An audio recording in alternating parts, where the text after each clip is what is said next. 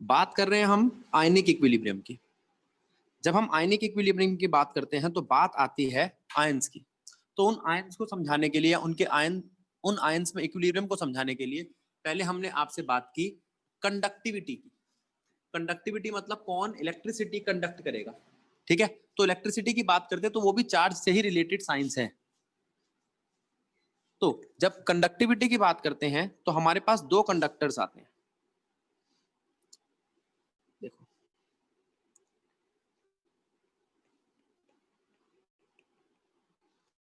Conductivity की science में दो बातें हो सकती हैं।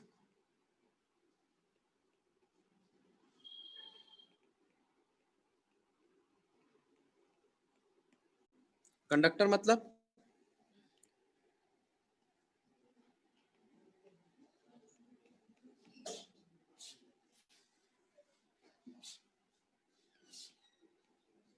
जो इलेक्ट्रिसिटी कंडक्ट करे या चार्ज कंडक्ट करे, और नॉन कंडक्टर मतलब जो इलेक्ट्रिसिटी कंडक्ट ना करे, ठीक है।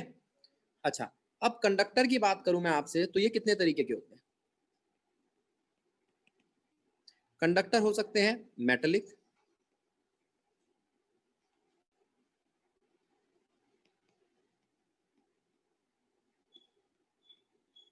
जो फिजिकल कंडक्टर है, फिजिकल फिनोमिना है जिनमें कंडक्ट करने का इलेक्ट्रिसिटी, केमिकल फिनोमिना नहीं है। मैं बताता हूं क्या मतलब है इस बात का। जैसे करंट कैरिंग वायर या मेटालिक वायर, मेटल की वायर। मैं आपसे अगर पूछूं कि अगर आपने कोई मेटल की वायर लगाई है, ठीक है, ये मेटल की वायर है जिसके अंदर इलेक्ट्रॉन फ्लो होकर जाता है, ये इलेक्ट्रॉन, जब आप बाहर से इलेक्ट्रिक फील्ड अप्लाई करते हो, ये इलेक्ट्रॉन फ्लो होकर जा रहा है, तो क्या इस वायर में कोई केमिकल रिएक्शन आपको देखने को मिलती है। आप एक काम करो, घर जाओ, जहां आपकी इलेक्ट्रिसिटी की सर्किटिंग हुई हुई है, वहां पर जब कभी कोई इलेक्ट्रिशियन ऑपरेशन कर रहा हो, कुछ काम कर रहा हो, कुछ ऑपरेट कर रहा हो, तो उसको देखो कि जब वो तार छीलता है, तार मतलब उसका जो पॉलीमर छीलता है, वो उसके ऊपर का प्लास्टिक हटाता है, तो उसके अंदर से कैसी तार आती है, बिल्कुल ब्रांड न्यू। इसका मतलब उस वायर पे, चाहे वो एल्यूमिनियम की हो, चाहे वो कॉपर की हो, या किसी और मेटल की हो, या किसी अलॉय की हो, उस पर कोई रिएक्शन नहीं हुई। कितने दिनों से लगी है, हो सकता है वो 10 साल से लगी हो, 10 दिन से लगी हो, कई सालों से लगी हो, लेकिन उस पर कोई केमिकल चेंज नहीं आया। अभी आपको दिखाई दे रहा है फैन, ट्यूबलाइट, ये सब कनेक्टेड है, यहां तक करंट जा रहा है, करंट जा रहा है, लेकिन कोई भी केमिकल चेंज नहीं आ रहा। फिजिकली जो काम करे वो है आपका मेटलिक वायर। अब इसके अंदर हम बात करते थे, आपको याद होगा, थोड़ा सा ही बताऊंगा, ज्यादा मैं इसमें नहीं जा रहा हूं, बस एक बार रिकॉल कराने के लिए। करंट की बात करते थे, इलेक्ट्रिक पोटेंशियल की बात करते थे। अब आप पूछोगे भैया पोटेंशियल को आप इलेक्ट्रिक पोटेंशियल अलग से स्पेसिफिक क्यों कर रहे हो, क्योंकि अभी आपके साथ फिजिक्स के कुछ ऐसे चैप्टर चल रहे हैं जिसमें हम पोटेंशियल की बात कर रहे हैं। ग्रेविटेशन में तो उसका नाम ही ग्रेविटेशनल पोटेंशियल एनर्जी या ग्रेविटेशनल पोटेंशियल था, तो अब इसलिए मैं इसको अलग से इलेक्ट्रिक पोटेंशियल कह रहा हूँ। इलेक्ट्रिक पोटेंशियल अलग है, पोटेंशियल वही जो आपकी पोटेंशियल एनर्जी पोजीशन की वजह से, ये भी पोजीशन है लेकिन चार्ज पार्टिकल की, ठीक है। Current, electric potential, resistance, resistivity, इन सब की बातें आप 10th क्लास में कर चुके हो। कोई दिक्कत, किसी प्रकार की कोई दिक्कत इसमें? ये सब मतलब इनकी बेसिक बातें तो पता है ना। जैसे करंट का मतलब है फ्लो ऑफ चार्ज, पोटेंशियल का मतलब है work done to bring a unit positive charge from infinity to that point, potential difference मतलब from one point to another point, resistance मतलब which resist flow of charge, resistivity मतलब एक specific resistance जो जिसमें length of wire 1 metre of area of cross section 1 metre square हो। ये बातें आपको छोटी मोटी आपने 10th में पूरे चैप्टर पे करी है, इसका मतलब ये आपको अच्छे से आनी चाहिए। अच्छा, अब अगर मैं आपसे बात करूं इस तरीके की कंडक्टिविटी की, तो आप बताओ ये सुना है कभी आपने?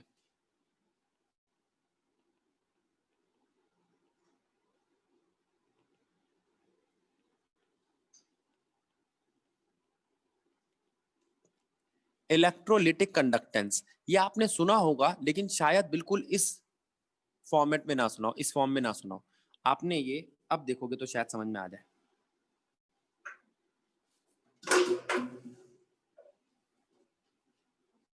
सेल, सेल एक नहीं दो तरीके के होते हैं। एक गैल्वेनिक सेल।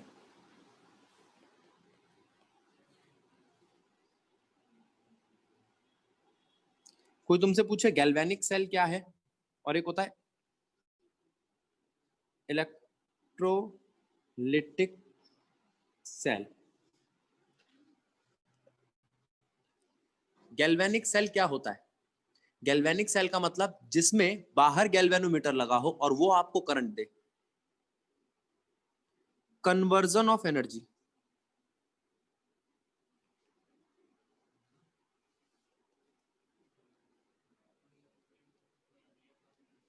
फ्रॉम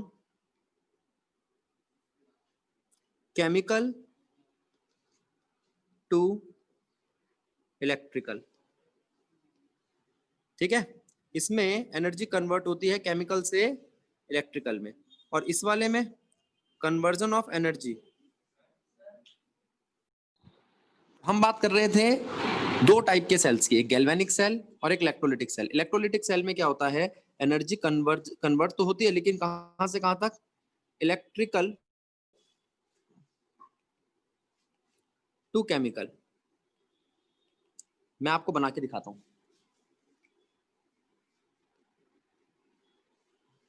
देखो, मैंने एक सेल लिया, ये कौन सा सेल है? Galvanic cell.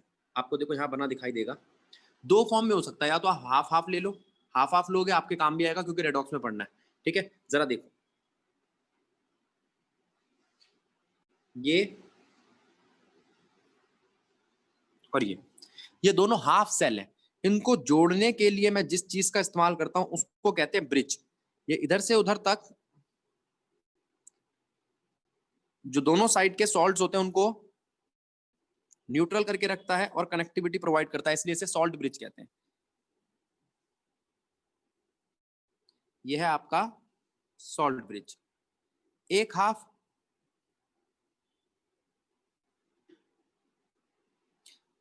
ये है लेफ्ट। लेफ्ट में एनोड होता है।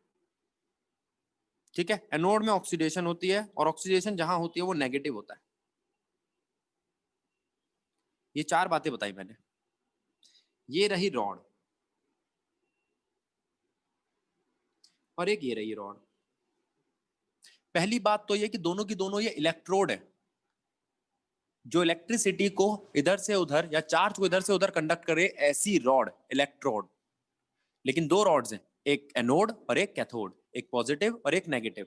बाहर कौन लगा है? Galvanic cell. क्या उसका रोल है, उसकी भूमिका क्या है?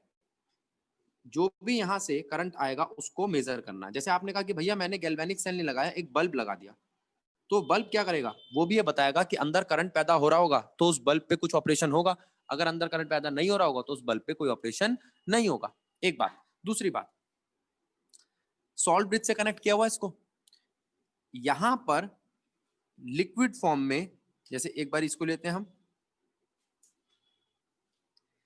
इसका इलेक्ट्रोलाइट है और एक इसका इलेक्ट्रोलाइट है। ठीक, जिसमें आयंस खुलेंगे। लिक्विड फॉर्म में, एक्वस फॉर्म में, इसमें आयंस खुलेंगे। ठीक है, जैसे H2SO4 है तो उसके आयन होंगे H आयन और सल्फेट आयन। ZnSO4 है तो जिंक आयन और सल्फेट आयन। ठीक है, अब नाम लिख रहा हूं मैं, इसका नाम है सॉल्ट ब्रिज। ये साइड आपकी लेफ्ट है, लेफ्ट लेफ्ट साइड जहां पर ऑक्सीडेशन हो रहा है, ये एनोड कहलाती है, और ये नेगेटिव होती है। अब कुछ बच्चों के दिमाग में आ रहा होगा, उन्होंने कहीं पर एनोड पॉजिटिव देखा होगा, वो क्यों होता है वो भी बताऊंगा। ठीक है, इनके इनिशियल्स उठा लो तो क्या बनता है, ये याद करने में आसानी रहेगी। लोन, लेफ्ट में ऑक्सीडेशन, ऑक्सीडेशन जहां होगा वो एनोड होगा, जो एनोड होगा वो नेगेटिव होगा। अगर ये याद रहे तो इसका उल्टा लिखना तो बहुत आसान है, राइट रिडक्शन कैथोड पॉजिटिव। इसके इनिशियल्स याद करने की जरूरत नहीं है। Right reduction cathode positive. ठीक, अब जो सेल मैंने यहां बनाया है, यहां हो क्या रहा है, यहां पर मैं नीचे ऐसा सेटअप क्रिएट करता हूं जिसमें केमिकल रिएक्शन खुद ब खुद हो, केमिकल रिएक्शन अपने आप हो, लेकिन इलेक्ट्रिसिटी जनरेट हो। चार्ज मूव करेगा, चार्ज फ्लो करेगा तो इलेक्ट्रिसिटी जनरेट होगी। दूसरा सिस्टम देखो, ठीक है, इसको भी आप बना सकते हो कैथोड ऑन एनोड के तौर पे, कोई दिक्कत नहीं है, लेकिन मैं दो सिस्टम आपको दोनों तरीके से दिख जाए, हाफ सेल्स में भी और कंप्लीट सेल में भी, इसलिए मैंने इसको ऐसा दिखा दिया एक सेल बना के। इसमें क्या है, इसमें भी दो रॉड है,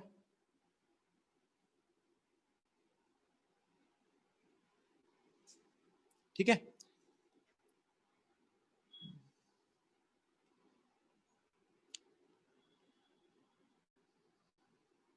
अब इसमें पूरा सेटअप उल्टा है, क्यों? क्योंकि इस काम भी तो उल्टा हो गया। पहले क्या हो रहा था, केमिकल रिएक्शन होकर इलेक्ट्रिसिटी मिल रही थी, अब इलेक्ट्रिसिटी मैं बाहर से दूंगा और ये केमिकल रिएक्शन करेगा। पहले बाहर सेल लगाओ, इसके बाहर एक एक्सटर्नल सेल लगाओ, काम वो करेगा, ये वो काम करेगा, वो काम कन्वर्ट होगा एक पोटेंशियल में, इस पोटेंशियल, उस चेंज इन पोटेंशियल की वजह से नीचे चार्ज मूव करेंगे, वो जब चार्ज मूव करेंगे तो केमिकल रिएक्शन होने लगेगी। ज्यादातर कहाँ काम आता है ये, प्योरिफिकेशन ऑफ मेटल में। इलेक्ट्रोलाइसिस है तो। अब शायद आपको याद आए कि ये आपने पढ़ा था जब हम सोडियम का प्योरिफिकेशन करते क्लास 10th में, इलेक्ट्रोलाइसिस और कॉपर का था, हाँ शायद 10th में तो कॉपर का है, सोडियम का भी किया जाता है इससे, ठीक है, क्योंकि सोडियम बहुत ज्यादा रिएक्टिव होता है। बात ठीक है, मैं बना के दिखा रहा हूँ, जरा चीजें देखना क्या क्या बनाई है। अब लेफ्ट में जो एनोड है वहां पॉजिटिव पार्ट है और वो ऑक्सीडेशन कर, रिडक्शन कर रहा है।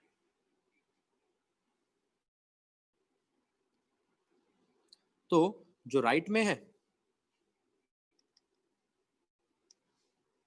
वो कैथोड है, वो नेगेटिव है और वो ऑक्सीडेशन कर रहा है। तो अब कभी परेशान मत होना कि कब, कुछ बच्चे कहते हैं भैया हमें याद नहीं रहता कि एनोड पॉजिटिव है या नेगेटिव है, हम कंफ्यूज रहते हैं। ये दो अलग कैटेगरीज है और दोनों में अलग अलग काम होता है, खत्म कहानी। चलो अब हम बात कर रहे हैं आपसे इलेक्ट्रोलाइट की।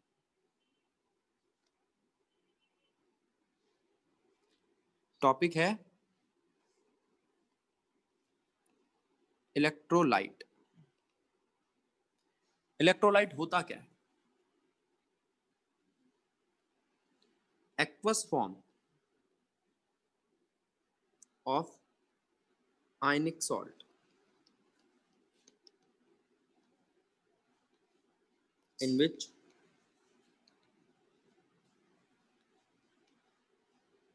ions conduct electricity। अब आप कहोगे कि भैया इलेक्ट्रिसिटी और कौन कंडक्ट करता है, पीछे बताया, मेटेलिक कंडक्टेंस या इलेक्ट्रोलिटिक। तो अगर मेटेलिक कंडक्टेंस हो यानी कि मेटेलिक वायर हो या इलेक्ट्रोलाइट हो, दोनों में डिफरेंस किस चीज का है? मेटेलिक वायर में जो कंडक्टेंस होती है उसका चार्ज कैरियर है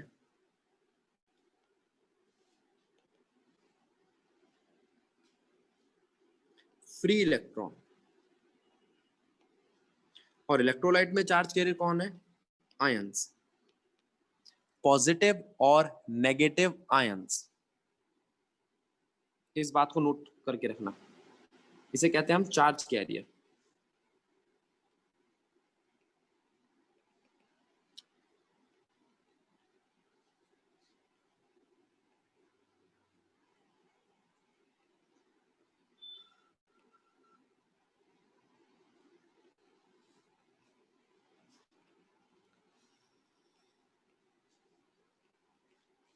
चार्ज कैरियर टॉपिक जो था उसमें हमने मेटल और इलेक्ट्रोलाइट के चार्ज कैरियर देखे।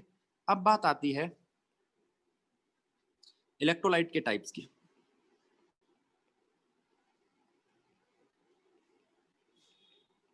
जरा ध्यान देना, इलेक्ट्रोलाइट्स दो हो सकते हैं। पहले स्ट्रॉन्ग इलेक्ट्रोलाइट,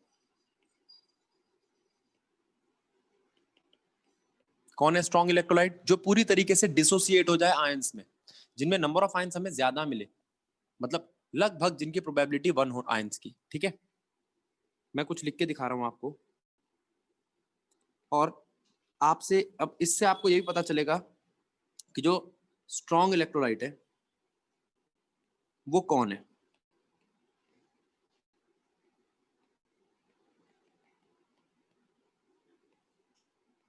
तीन एग्जाम्पल दिए मैंने, ठीक है, इसमें आपको एसिड और बेस दोनों देखने को मिल रहे हैं, लेकिन दोनों के दोनों स्ट्रॉन्ग है, चाहे वो एसिड हो चाहे बेस। NaOH एक स्ट्रॉन्ग बेस है, HCl एक स्ट्रॉन्ग एसिड है, H2SO4 एक स्ट्रॉन्ग एसिड है। क्यों? क्योंकि पूरी तरीके से डिसोसिएट होते हैं। डिसोसिएट होकर देते क्या है, या तो H आयन या OH आयन, मतलब अपना इंपैक्ट ज्यादा छोड़ते हैं।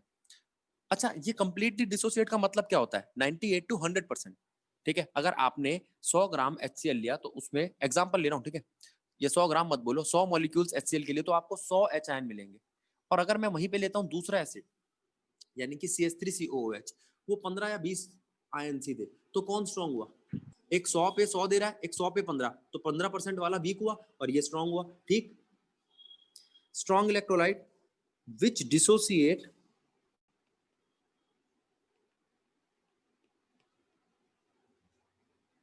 completely,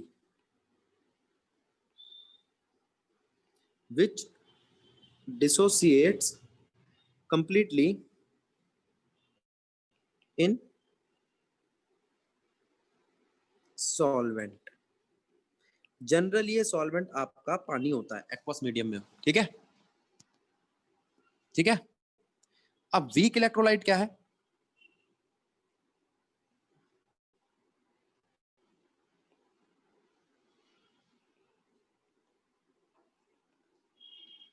विच डिसोसिएट पार्शियली, पूरी तरीके से नहीं टूटता, मतलब कोई हिस्सा टूटता है, कंप्लीटली नहीं डिसोसिएट होता, पार्शियली होता है। जैसे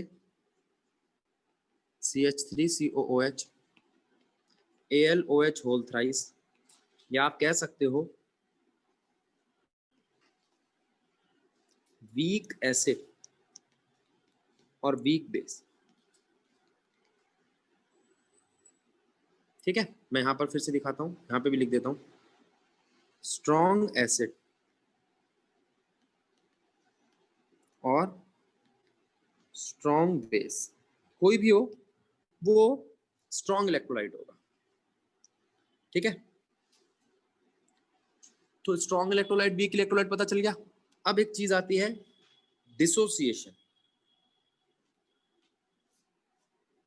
डिग्री ऑफ डिसोसिएशन या डिसोसिएशन। ये भैया डिसोसिएशन क्या है? टूटना। आपने कहा भैया ए बी था एक सॉल्ट, वो A+B- में टूट गया जब हमने उसको पानी में डाला। पहले कैसा था? सॉलिड, अब कैसा है? पानी वाला, यानी कि एक्वस। कोई दिक्कत? जैसे NaCl टूट गया Na+Cl- में, लेकिन कैसे टूटा भाई? ये पहले था 1, अब कितना है? टूट कर पूरा 1 टूट गया। अब कुछ बच्चे सोचेंगे 1 से तो हाफ हाफ टूटना चाहिए था। नहीं नहीं नहीं, एक AB में एक पूरा A टूटा है और एक पूरा B टूटा है। ठीक है, ठीक है सुप्रिया, एक AB में एक पूरा A टूटा है और एक पूरा B टूटा है, और वो डिसोसिएट हो गए। जब वो डिसोसिएट हुए तो कंप्लीट डिसोसिएशन हुआ। इसे कहते हैं कंप्लीट डिसोसिएशन। यहां पर डिग्री ऑफ डिसोसिएशन भी एक चीज आती है, डिग्री ऑफ डिसोसिएशन। क्या है डिग्री ऑफ डिसोसिएशन? इसको आप एक्स या अल्फा से दिखा सकते हो, सिंबल है, उससे कोई दिक्कत नहीं है। ठीक है, आप जेड से दिखाओ, ठीक है, ई की मात्रा से दिखाओ, मुझे कोई मतलब नहीं है। लेकिन आप जिसको बता रहे हो वो डिग्री ऑफ डिसोसिएशन है क्या? 1 है स्ट्रॉन्ग के लिए, पूरा का पूरा टूट गया। ठीक है, और 1 से कम होगा वीक के लिए। ये तो डिसोसिएशन बताया मैंने। अब यही डिसोसिएशन उठा लो लेकिन वीक के लिए।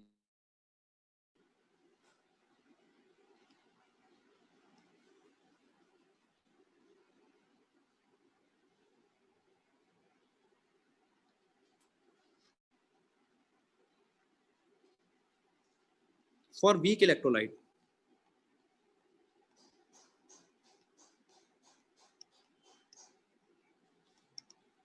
ये फिर से मैंने ए बी ले लिया, अब ये मत सोचना ए बी क्यों लेते हैं भैया, एग्जाम्पल है 1 0 0, 1 में से कुछ गया वही यहां बना, तो ये है आपकी डिग्री ऑफ डिसोसिएशन। स्ट्रॉन्ग के लिए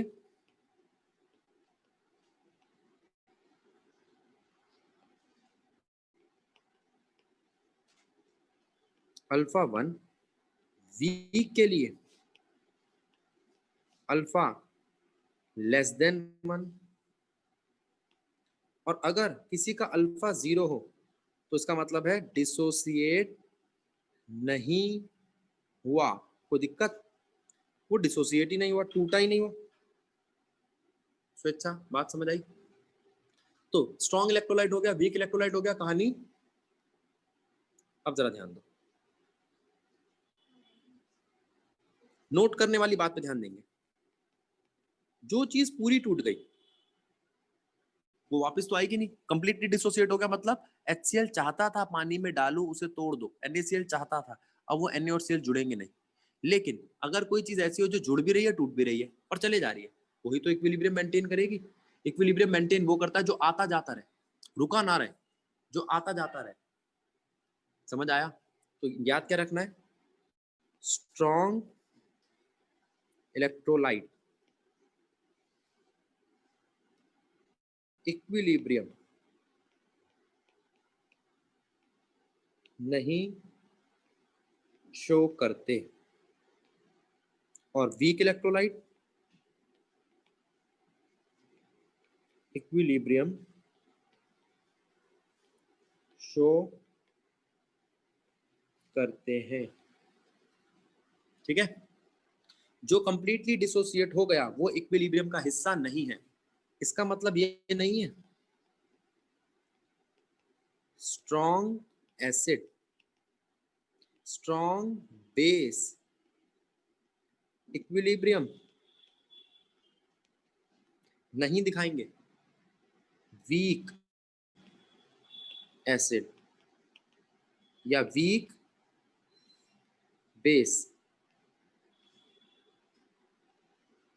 इक्विलिब्रियम दिखाएंगे। तो अब मैं अगर आपसे कहूं कि CH3COOH लो, तो आप पहले ये देखोगे कि ये स्ट्रॉन्ग है कि वीक है।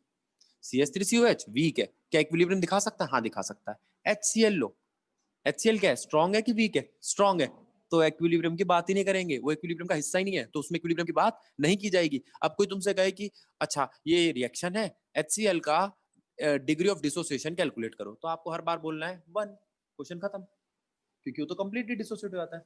ठीक है, तो वो तो 100% डिसोसिएट हो गया। अब कोई आपसे कहे नहीं CH3COH का निकालो, तो आप डिसोसिएशन करके उसकी जो भी इक्वेशन अभी मैं आपको सिखाऊंगा आज, उस पर दिमाग लगाओगे। ठीक है, अब बारी आती है इक्विलिब्रियम की। अभी हमने इक्विलिब्रियम की बात नहीं करी, ये चैप्टर का हिस्सा है, लेकिन अभी हम बात कर रहे थे आपकी इलेक्ट्रोकेमिस्ट्री की। अब हम इक्विलिब्रियम पे आएंगे, ओस्टवॉल्ड प्रोसेस।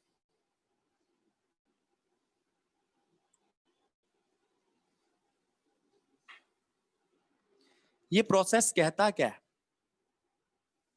इस पे ध्यान मत देना, ओस्टवॉल्ड की स्पेलिंग गलत भी हो सकती है, मैं चेक ही कर लेता हूँ, रुक जाओ। ओस्टवॉल्ड प्रोसेस में हम क्या करते हैं, एक सॉल्ट लेते हैं, उसको इक्विलिब्रियम पे डिसोसिएट करते हैं। तो पहली बात तो ये कि एक वीक इलेक्ट्रोलाइट है,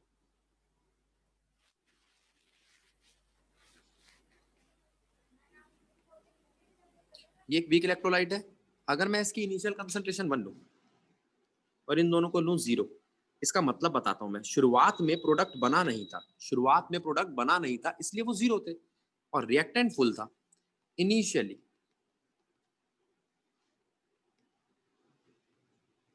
एट टाइम टी टाइम पर इसमें से कुछ अल्फा गया, यहां अल्फा बना और यहां बना, concentration at time T time पे उसकी कंसंट्रेशन क्या बनी, C1 minus alpha, C alpha, C alpha. ठीक है, C क्या है, कंसंट्रेशन, इससे परेशान होने की जरूरत नहीं है, मैं इसका मतलब बता भी चुका हूं, एक बार फिर बता दूंगा, number of moles per unit volume. तो आपका इक्विलिब्रियम क्या आएगा, सारे बच्चे ध्यान दो, Kc होता है कंसंट्रेशन ऑफ प्रोडक्ट, देखो ऊपर प्रोडक्ट यही है, मैंने आपको बताया था कंसंट्रेशन को स्क्वायर ब्रैकेट से दिखाया जाता है।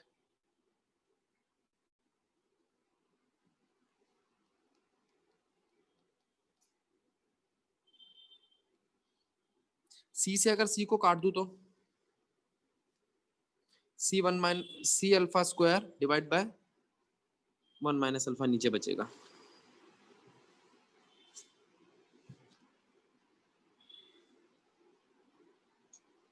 के C is equals to C alpha square 1 minus alpha. अगर अल्फा 1 से बहुत छोटा है तो 1 माइनस अल्फा लगभग 1 ही होगा।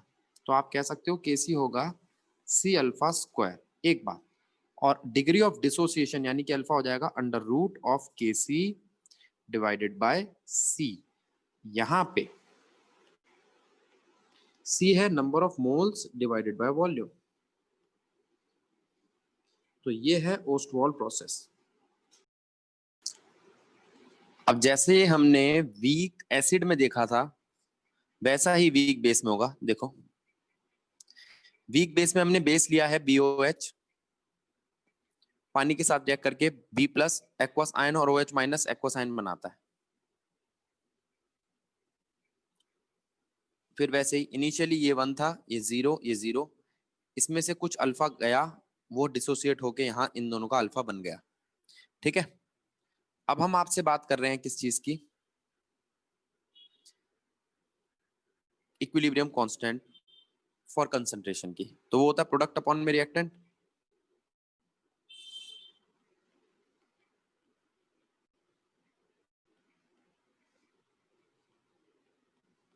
अब आपको दिखाई दे रहा है नीचे एक कंसंट्रेशन पानी की है और मैंने आपको बताया था पानी की कंसंट्रेशन कांस्टेंट रहती है और कांस्टेंट कांस्टेंट के साथ मल्टीप्लाई होकर एक नया कांस्टेंट बनाएगा। अब जैसा कि ये बेस है तो बेस के लिए मैंने कांस्टेंट का नाम लिख दिया KB।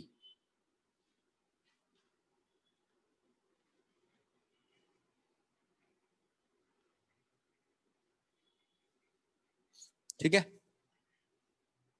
तो यहां से KB आ गया। B की कंसंट्रेशन क्या है, OH की क्या है और BOH की क्या है? देखो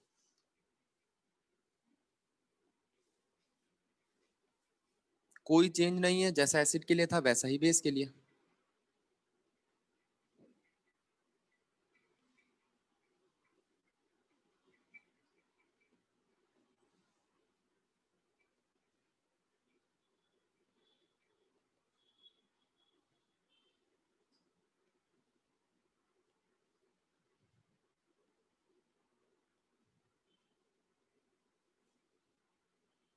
ठीक है,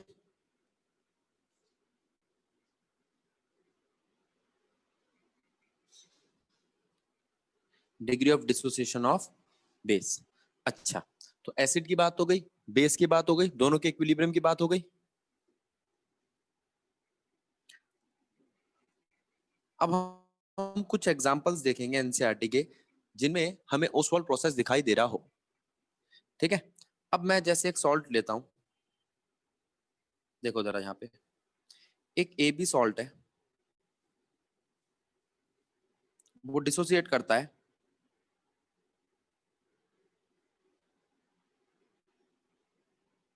A+B- में। ठीक है, अगर मैं कहूं ये 1 इनिशियल कंसंट्रेशन ही हो तो ये भी तो मुमकिन है कि कोई इनिशियल कंसंट्रेशन 1 हो या 0.1 हो। देखो यूनिट क्या लिखे मैंने, कैपिटल M। कैपिटल M का मतलब मोलैरिटी। ये जो मोलैरिटी है आपकी कंसंट्रेशन है। इनिशियली ये दोनों 0 थे, प्रोडक्ट और रिएक्टेंट था 0.1। अब 0.1 में से कुछ जाए X तो वो यहां पर X बनेगा। ध्यान क्या रखना, ये सब पहले से ही कॉन्सेंट्रेशन है, इनको कंसंट्रेशन में कन्वर्ट करना नहीं है। अब इसको C से मल्टीप्लाई नहीं करना।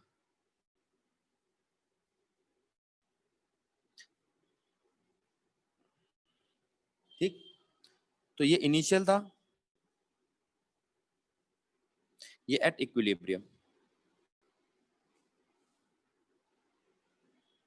तो KC क्या आएगा, X। मल्टीप्लाई में x, 0.1 माइनस x। अब ध्यान क्या देना है आपको, ये x निगलेक्ट कब करना होता है, जैसे मैंने बताया था वो 0.1 माइनस एक्स को 0.1 ले लो, इसका मतलब उसकी वैल्यू छोटी होनी चाहिए। ठीक है, कुछ बच्चे कहते हैं भैया कई केसेस में हम उसे निगलेक्ट ही नहीं करते, तो आप एक काम करो, यहाँ पे ध्यान दो, अगर किसी की वैल्यू बहुत छोटी हो, लेस देन 10 की पावर -3 हो, तो ही आप निगलेक्ट करो।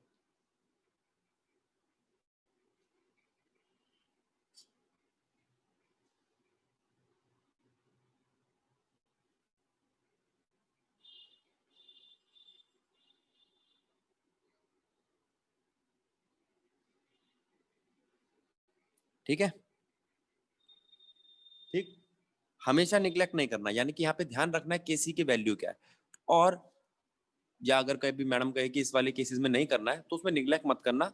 ये निगलेक्ट इसलिए कराता हूं मैं, इससे कैलकुलेशन बच जाती है, क्वाड्रेटिक इक्वेशन बनेगी, क्वाड्रेटिक इक्वेशन बनी तो लंबा जाएगा क्वेश्चन, और अगर आपको कहीं दिख रहा है कि क्वाड्रेटिक इक्वेशन नहीं बन रही है, सीधा क्वेश्चन जा रहा है, तो कर दो निगलेक्ट, तो मत करो निगलेक्ट, टाइम बचेगा और निगलेक्ट भी नहीं करना पड़ेगा। अब जरा ध्यान दो, अब बारी आती है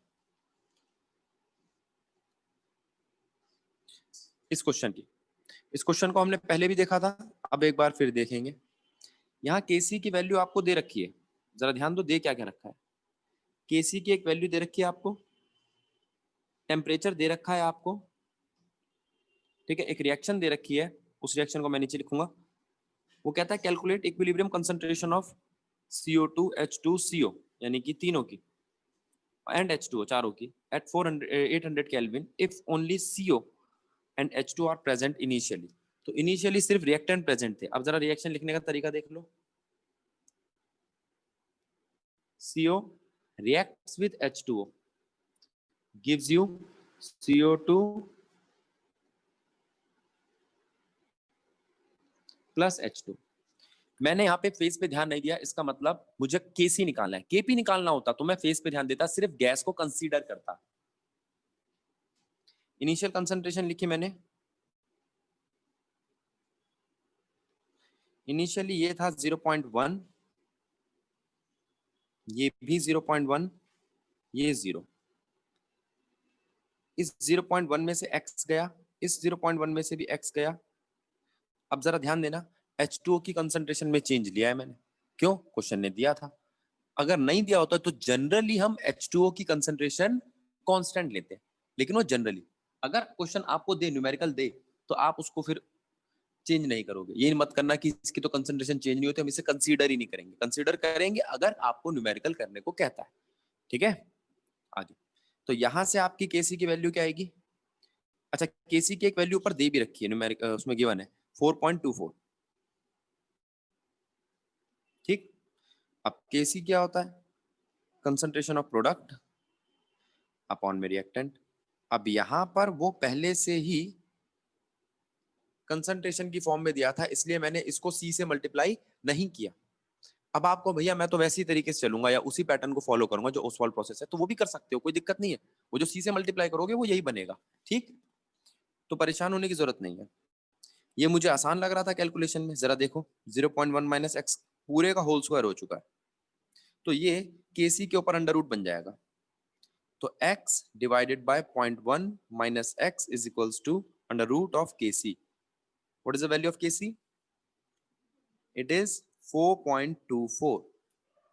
ठीक है, अब यहां से आपने x की अगर एक बार वैल्यू निकाल ली, तो कंसंट्रेशन आप फाइंड आउट कर सकते हैं CO की, जो इक्वल है H2O के, CO2 की, जो इक्वल है कंसंट्रेशन ऑफ H2 के, 0.1 माइनस x, और ये x जो भी आए वो लिख देना। ठीक, ये था आपका एग्जांपल नंबर 7.4। अब बारी आती है एग्जांपल नंबर 7.6 की, जरा ध्यान देंगे। The value of Kp for the reaction CO2 plus C gives you 2CO। एक रिएक्शन दे रखी है आपको,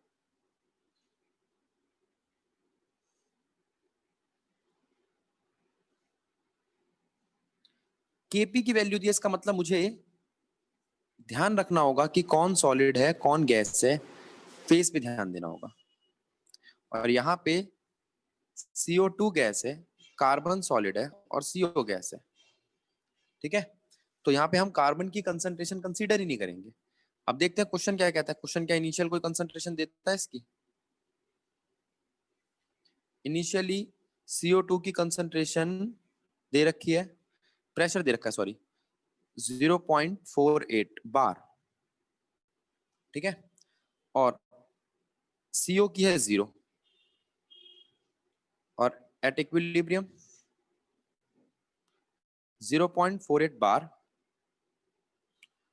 यहां पर 0.48 बार माइनस x और यहां पर 2x। अच्छा, मान लो वो कहे कि इनिशियली कंसंट्रेशन थी किसकी? प्रोडक्ट की, तो कोई गलत बात तो नहीं है। मान लो ये 0.1 थी, तो क्या होता? तो 0.1 प्लस 2x होता। ये बात याद रहेगी। ये मैं बता रहा हूं अगर दी होती तो, ठीक है। ऐसा केस आ सकता है, हाँ बिल्कुल आ सकता है। प्रोडक्ट की इनिशियल कंसंट्रेशन हो सकती है। इसका मतलब क्या? आप एड ऑन कर रहे हो। ये प्रोडक्ट t इक्वल टू 0 से स्टार्ट नहीं हुआ, ठीक है। जब आपने देखना स्टार्ट किया तो पहले से ही स्टार्ट हो चुका था, ठीक। अब हमारे पास केपी की वैल्यू निकालनी है हमें। केपी की वैल्यू एक तो दे रखी है ऊपर, कितनी है? 3। और केपी की एक वैल्यू हम जानते हैं, प्रेशर ऑफ प्रोडक्ट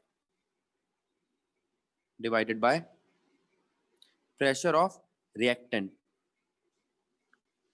और ये सिर्फ मैंने गैस के केस लिए, 2x का square divided by 0.48 minus x, ठीक है। ठीक है बेटा, समझ आया एग्जांपल नंबर 7.6। अब बात करते हैं हम एग्जांपल नंबर 7.8 की। बहुत इंपॉर्टेंट क्वेश्चन है। इसमें क्या करा है, जो आपका लेसन नंबर 5 आता था, पीवी इक्वल्स टू एनआरटी, ठीक है, जो मैंने तुम्हारी बैकअप वाली क्लास में चैप्टर चला रखा है, उस वाले में उस वाले की इक्वेशन का यूज करा है इसमें। देखते हैं क्या करा है। कहता है 13.8 gram of N2O4 was placed in a 1 liter reaction vessel at 400 Kelvin and allowed to attain equilibrium। भैया हमारे पास सामान क्या क्या दे रखा है? एक रिएक्शन दे रखी है। इस रिएक्शन को लिखो पहले, N2O4 gives you 2NO, दोनों ही गैस है। अगर केपी की बात आई तो काम आएगा। अब 13.6 ग्राम दे रखा है इसका, 1 लीटर वेसल दे रखा है। अच्छा, प्रेशर निकालने की वैल्यू दे रखी है। चलो फिर पहले प्रेशर ही निकाल लेते हैं। गिवन मास दिया है आपको, given mass of N2O4 is 13.8। Molecular mass कितना होगा N2O4 का? निकालना जरा।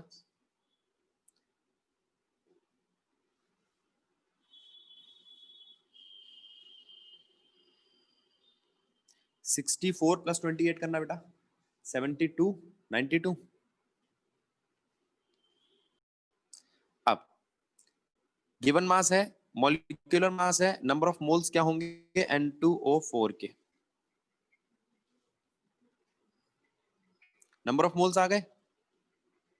वॉल्यूम टेम्परेचर हमें दिया हुआ है,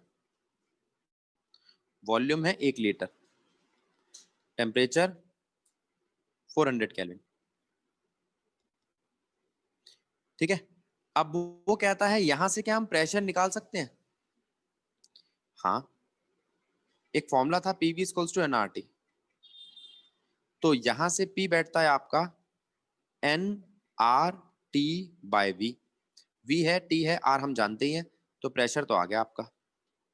ये कौन सा प्रेशर है? Initial pressure. इनिशियली क्या प्रेशर था N2O4 का, वो तो आ गया। चलो ठीक है। और टोटल प्रेशर क्या है इसका इक्विलिब्रियम पर, वो भी देख लेते हैं।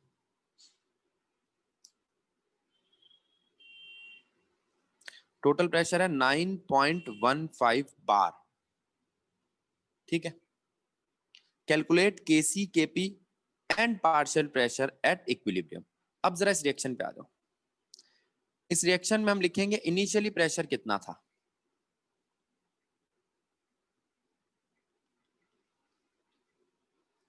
तो इनिशियली प्रेशर कितना था, इसको सॉल्व करना पड़ेगा। एक बार एनसीईआरटी से देख लेते हैं।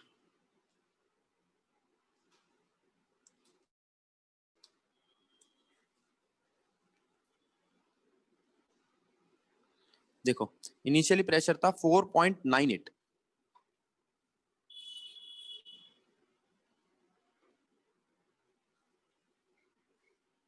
ये 0, 4.98 में से गया x, यहां आया 2x, ठीक है। अब ये इक्विलिब्रियम पर है, और आप जानते हो इक्विलिब्रियम पर टोटल प्रेशर कितना है, 9.15 आई थिंक, हाँ 9.15। अब वो इक्वल है 4.98 माइनस एक्स प्लस 2x के, ठीक है। तो क्या यहां से x की वैल्यू नहीं आ जाएगी,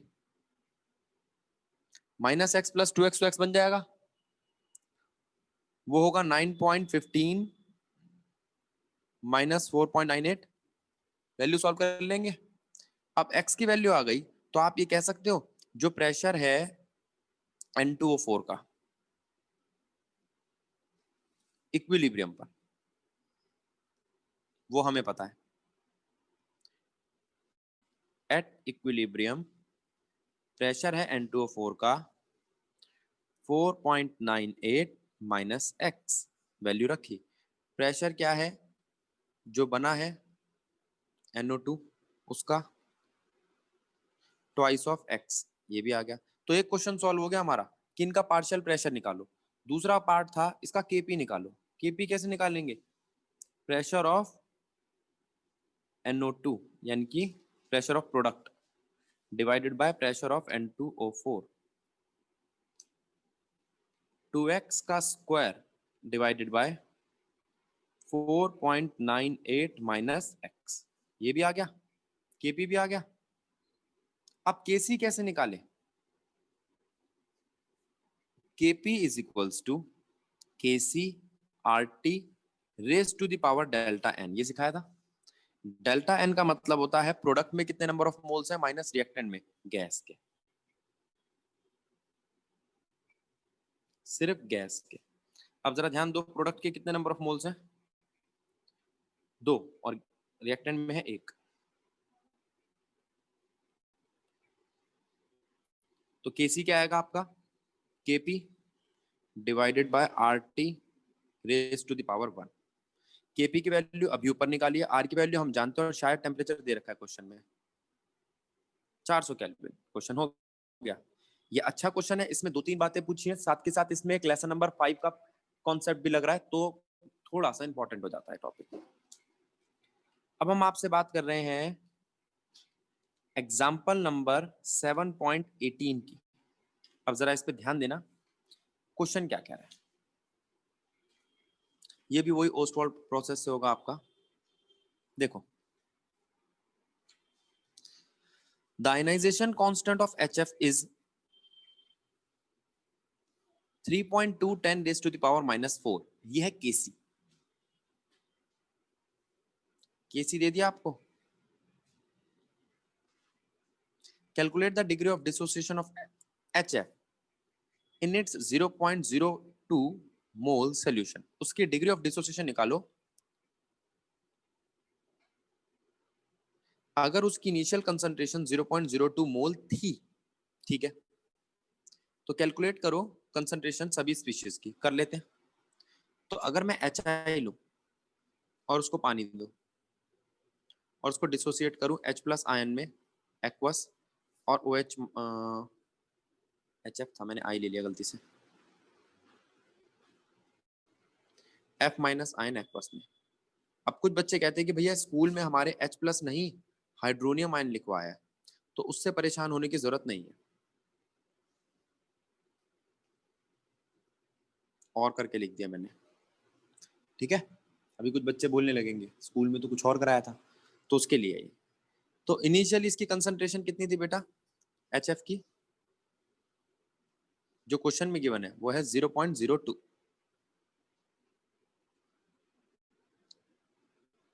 ठीक, तो 0.02 थी इसकी कंसंट्रेशन, पानी की नहीं थी। इस 0.02 में से गया x, यहां बना x और यहां बना x। ठीक है, अब यहां से Kc क्या आएगा, x divided by 0.02 minus x, which is equals to 3.2 into 10 raised to the power minus 4। एक काम खत्म, x आ गया। और यहां से अगर x आ गया तो आप इसी x की वैल्यू का इस्तेमाल कर सकते हो और निकाल सकते हो पार्शियल प्रेशर सबका। पार्शियल प्रेशर हम निकाले कैसे, एक पार्शियल प्रेशर है यहाँ पे HF का, पार्शियल प्रेशर क्यों निकालें, कंसंट्रेशन निकाली अभी तक तो हमने, कंसंट्रेशन